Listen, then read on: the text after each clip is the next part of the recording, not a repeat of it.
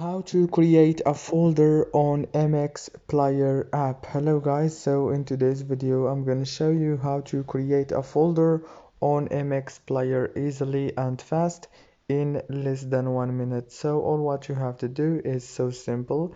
Just go to MX Player app, and this is the home page as you can see right here.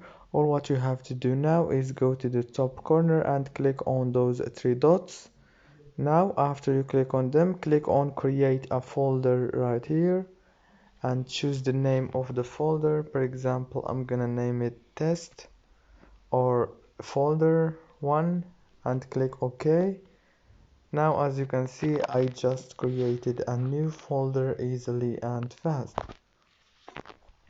If this video was helpful, please don't forget to like and subscribe, and thank you for watching.